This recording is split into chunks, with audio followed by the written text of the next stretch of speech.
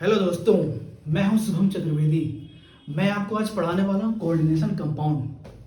तो सबसे पहले जानते हैं कोऑर्डिनेशन कंपाउंड होता क्या है। ये एक स्पेशल तरह की कंपाउंड होती है जो आपको ज़्यादातर वो ट्रांजिशन एलिमेंट्स के द्वारा बनाई जाती है। अब आप जानेंगे ट्रांजिशन एलिमेंट्स क्या होते हैं। डी ब्लॉक आपने सुना होगा। डी ब्लॉक में जो आपके एलिमेंट्स होते हैं उसमें मैक्सिमम आपके ट्रांजिशन एलिमेंट्स होते हैं। क्यों ट्रांजिशन, उसका नाम दिया गया। ट्रांजिशन एलिमेंट इसलिए नाम दिया गया क्योंकि जो उसमें ऑर्बिटल्स होती है वो उसमें इलेक्ट्रॉन्स D1 से लेके D9 तक भरते हैं।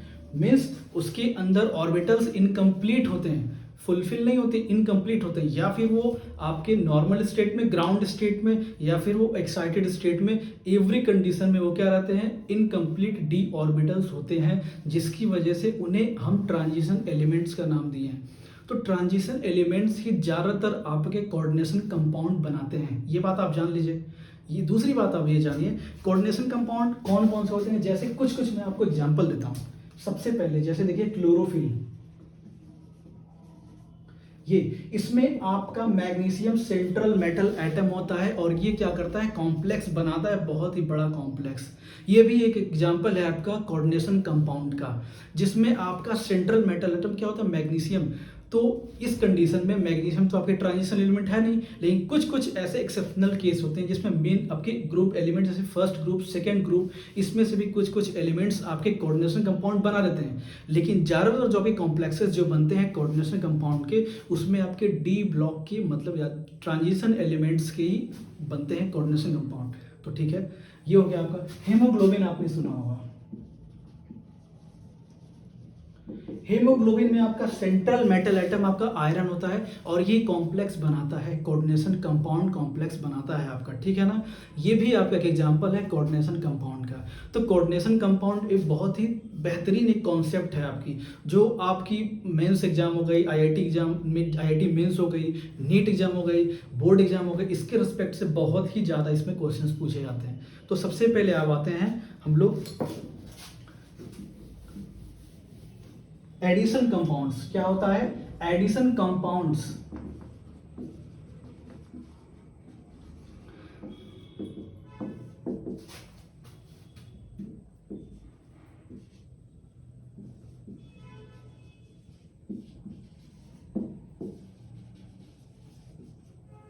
एडिशन कंपाउंड्स क्या होते हैं, जिसमें आपके दो या दो से अधिक आपके कंस्टिट्यूएंट्स आपके जुड़ करके एक बनाते हैं सब्सटेंस आपके, ठीक है ना, जिसमें एडेड होते हैं आपके, वो एडेड कई सारे आपके सॉल्ट्स मिल करके एडेड होते हैं, या फिर कंस्टिट्यूएंट्स ऐड मिल करके ऐड होते हैं। जैसे पहला एग्जांपल क्या हो गया, डबल सॉल्ट। इसमें आपको नाम से पता चल जा रहा है डबल सॉल्ट, मतलब दो तरह के डबल सॉल्ट्स होंगे, इसमें दो तरह के सॉल्ट्स होंगे जो कंबाइन करके आपके बनाएंगे।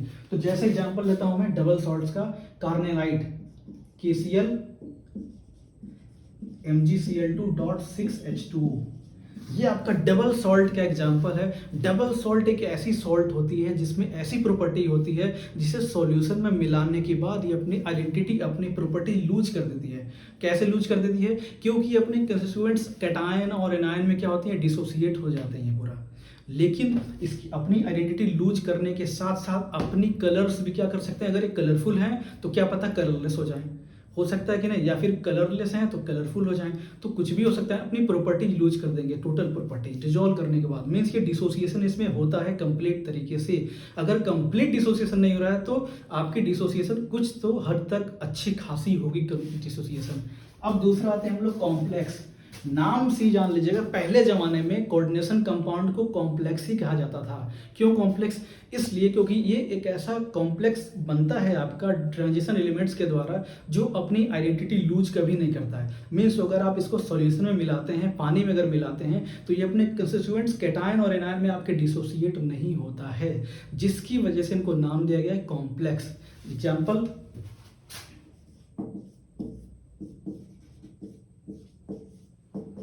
मान के चलिए मैंने एग्जांपल ले लिया FeCN6 -2, यहाँ ले लीजिए, +-4 ले लीजिए एग्जांपल।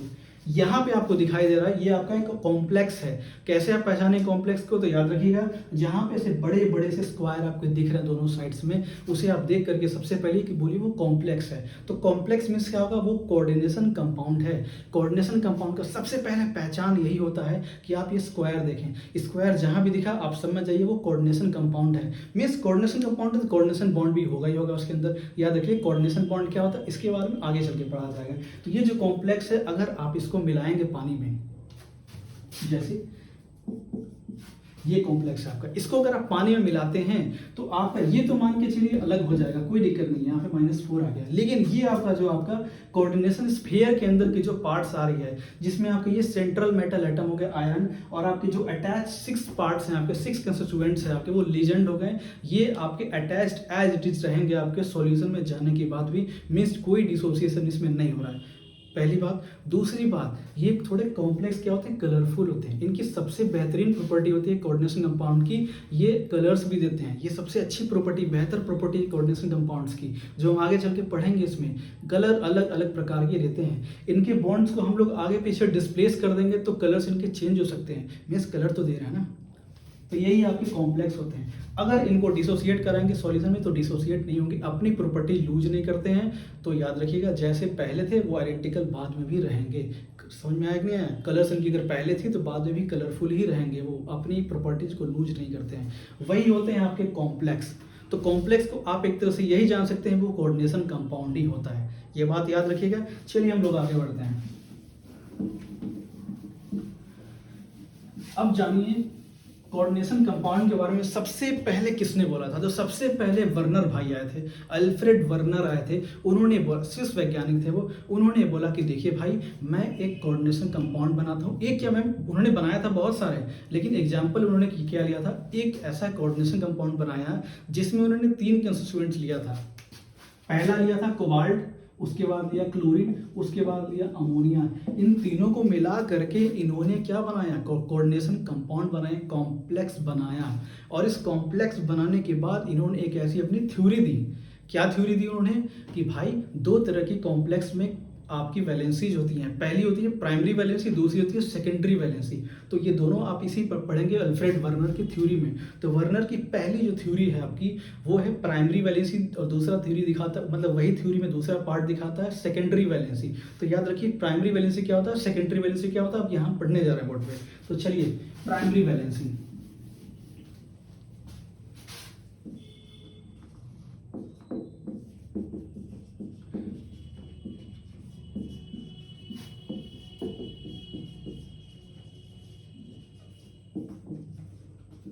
प्राइमरी वैलेंसी वो वैलेंसी होती है कोऑर्डिनेशन कंपाउंड। देखिए दोनों आपके कोऑर्डिनेशन कंपाउंड में ही पाए जाएंगे, या फिर वो प्राइमरी वैलेंसी हो या फिर वो आपके सेकेंडरी वैलेंसी हो, ये दोनों आपके पाए जाएंगे कोऑर्डिनेशन कंपाउंड में ही पाए जाएंगे। ठीक है, तो चलिए हम लोग आगे बढ़ते हैं। प्राइमरी वैलेंसी के बारे में उन्होंने बोला था कि प्राइमरी वैलेंसीज आर आयोनाइजेबल। ये आयनाइज होते हैं, मीन्स सब्स्टिट्यूएंट्स आपके अलग हो जाते हैं। जो भी सब्स्टिट्यूएंट्स आपके अटैच रहेंगे इस कॉम्प्लेक्स के अंदर, इसको आप सॉल्यूशन में मिलाएंगे जैसे, ये आपके टूट करके निकल जाएंगे। वो वैलेंसी दिखाता है प्राइमरी वैलेंसी। जैसे एग्जांपल देता हूं मैं,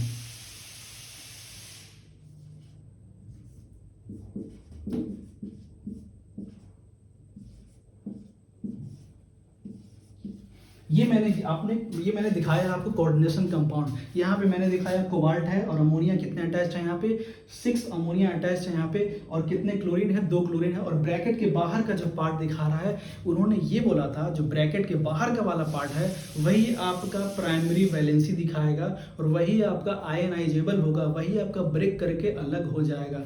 बाकी इसके अंदर वाले जो पार्ट हैं कोऑर्डिनेशन स्फीयर कहते हैं, ये वाले पार्ट को हम लोग कोऑर्डिनेशन स्फीयर कहेंगे। और ये एज इट इज आपका जैसा है वैसे ही रह जाएगा, ये अलग नहीं होगा, ये टूट के बिखरने वाला नहीं है।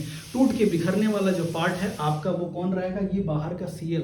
अगर ये टूटेगा, इसको अगर हम लोग सॉल्यूशन में मिलाएंगे तो ये कैसे टूटेगा, CO और NH3 का फोल्ड, और ये यहाँ पे SO और यहाँ ये ब्रेक हो जाएगा 2Cl माइनस और यहाँ पे क्या आ जाएगा +2 आपका आ जाएगा। चार्ज न्यूट्रलाइजेशन है बहुत ही जरूरी है कंपाउंड के अंदर, या फिर वो आपका कोऑर्डिनेशन कंपाउंड हो या फिर आपका आयनिक कंपाउंड हो, चाहे वो आपका कोवेलेंट कंपाउंड हो, चार्ज की आपकी स्टेबिलिटी बहुत ज़्यादा जरूरी है। जितनी आपकी पॉजिटिव चार्ज उतनी आपकी निगेटिव चार्ज होनी चाहिए, क्योंकि अगर आपका चार्ज न्यूट्रलाइज नहीं हो पाएगा तो आपका कंपाउंड स्टेबल नहीं हो पाएगा। ये बात को जान लीजिए। ये बात अलग है कि कोऑर्डिनेशन स्फीयर के अंदर वाला जो पार्ट है वो आपका ब्रेक करके अलग नहीं होता है, कोऑर्डिनेशन स्फीयर के बाहर वाला पार्ट जो आपका ब्रेक करके अलग होता है उसका नाम उन्होंने दिया था काउंटर आयंस बोला था। Counter ions means that type of ions which dissociate from there part, which dissociate, जो डिसोसिएट होकर के निकल जाते हैं वो एनायंस के फॉर्म में निकलेंगे या फिर कैटायंस के फॉर्म में निकलेंगे, लेकिन टूट करके निकल जाएंगे वो, ठीक है ना, सॉल्यूशन में, और अपनी प्रॉपर्टीज क्या दिखा देंगे, छाप छोड़ देते हैं। अगर उसके ऊपर माइनस चार्ज है तो पूरे कॉम्प्लेक्स के ऊपर वो पॉजिटिव चार्ज उतना ही दे करके जाएंगे जितना वो बाहर माइनस निगेटिव चार्ज लेकर के गए हुए हैं। ये बात आप जान लीजिए, ठीक है ना। और इसमें बोला था उन्होंने कि ये वाला आपका सेंट्रल मेटल एटम होता है आपका, और ये लीजेंड्स होते हैं। जो लीजेंड्स क्या होते हैं, जो आपके सेंट्रल मेटल एटम से कोऑर्डिनेशन स्फीयर के अंदर जो आपके अटैच होते हैं सेंट्रल मेटल एटम से, उसको लीजेंड्स कहा जाता है। लीजेंड्स क्या होता है इसके बारे में आगे पढ़ा जाएगा। लीजेंड्स वो होते हैं जो आपके इलेक्ट्रॉन पेयर डोनेट करते हैं, किसको, सेंट्रल मेटल एटम को। पहले ही बताया था कि सेंट्रल मेटल एटम ज़्यादातर आपके क्या होंगे, आपके ट्रांजिशन एलिमेंट्स होंगे। और ट्रांजिशन एलिमेंट्स क्या होते हैं, ऐसे एलिमेंट्स होते हैं जिसकी डी ऑर्बिटल्स, जो वैलेंस ऑर्बिटल होती है आपकी, वो इनकम्प्लीट होती है। और इनकम्प्लीट होने की वजह से क्या होगा, वो उनके पास इलेक्ट्रॉन्स की कमी होगी। तो इलेक्ट्रॉन्स की कमी होगी तो वो अपने डी ऑर्बिटल्स के अंदर, वैकेंट डी ऑर्बिटल्स के अंदर इसी लीजेंड्स के द्वारा इलेक्ट्रॉन को एक्सेप्ट करेंगे। तो लीजेंड्स क्या होगा, एक तरह से लीजेंड्स क्या होगा, इलेक्ट्रॉन डोनर हो गए आपके। और ये सेंट्रल मेटल क्या हो गया आपका, एक तरह से इलेक्ट्रॉन एक्सेप्टर हो गया। तो इस सेंट्रल मेटल एटम को हम लुईस एसिड भी कह सकते हैं। ये बात को याद रखिएगा, ठीक है।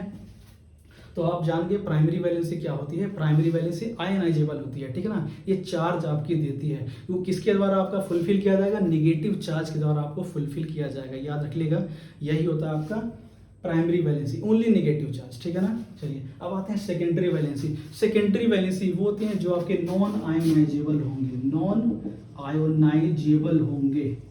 मीन्स ये आपके आयनाइज होकर के नहीं निकलने वाले हैं, ये आपके as it is central metal atom से आपके कोऑर्डिनेशन स्फीयर के अंदर अटैच्ड रहेंगे। ये अगर ये आपका सेंट्रल मेटल, ये आपका कोऑर्डिनेशन स्फीयर हो गया तो आपका ये सेंट्रल मेटल एटम हो गया, सेंट्रल मेटल एटम हो गया, ये आपके सारे लीजेंड्स हो गए। तो जो लीजेंड्स आपके अटैच है सेंट्रल मेटल एटम से, वही आपकी सेकेंडरी वैलेंसी दिखाती है।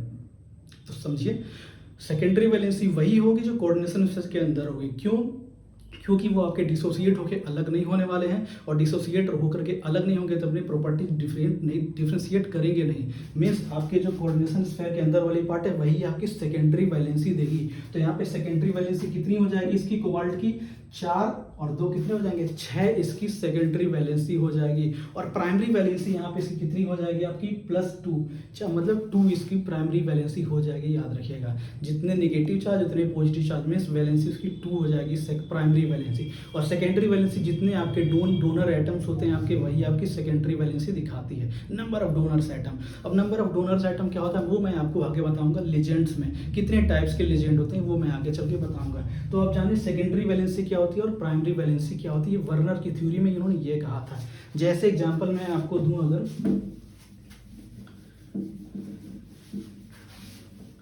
अगर मैं एग्जांपल दूं CrCl3 क्रोमियम ट्राइक्लोराइड, तो इसमें आपको कहीं कोऑर्डिनेशन स्फीयर दिख रहा है, कहीं ब्रैकेट दिख रहा है, नहीं दिख रहा है। यह आपका कोई कोऑर्डिनेशन कंपाउंड नहीं है। मींस इसके अंदर आपकी प्राइमरी वैलेंसी और सेकेंडरी वैलेंसी दोनों एग्जिस्ट नहीं करेगी। यहाँ पे सिर्फ और सिर्फ एग्जिस्ट करेगी आपकी प्राइमरी वैलेंसी। और कौन होगी प्राइमरी वैलेंसी, कैसे ही ब्रेक करेंगे आपके सॉल्यूशन में जाने के बाद, तो Cr3+ और 3Cl-। यहाँ पे आपकी सेकेंडरी वैलेंसी कुछ नहीं है, 0 है। और प्राइम, क्योंकि ये कॉम्प्लेक्स ही नहीं है, ये कोऑर्डिनेशन कंपाउंड है ही नहीं, ये कॉम्प्लेक्स है ही नहीं, ये बाइनरी कंपाउंड है जनरली एक तरह का। तो इसमें कैटायन और एनायन आपके अलग हो जा रहे हैं, चार्ज तो इक्वलाइज रहेंगे ही रहेंगे आपके। तो प्राइमरी वैलेंसी यहाँ दे दे रहा है आपका 3, कोई दिक्कत नहीं है, ठीक है। जैसे CdCl2, ये आपका टूटेगा तो Cd+2 और 2Cl-। यहाँ आपकी प्राइमरी वैलेंसी कितनी हो जा रही है, 2 हो जा रही है। तो इस तरह के बाइनरी कंपाउंड में आपकी वैलेंसी भी पता चल जा रही है, प्राइमरी वैलेंसी। तो अल्फ्रेड वर्नर की थ्योरी हमने बताई।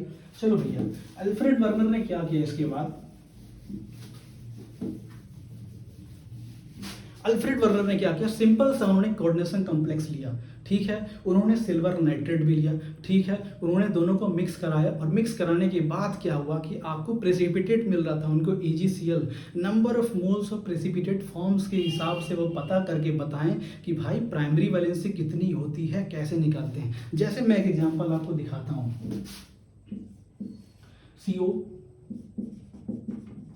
NH3 Cl2 और यहाँ Cl2, ये उन्होंने कोऑर्डिनेशन कंपाउंड कॉम्प्लेक्स लिया उन्होंने, इसमें इन्होंने क्या डाल दिया, सिल्वर नाइट्रेट डाला। सिल्वर नाइट्रेट क्या हो गया आपका, AgNO3।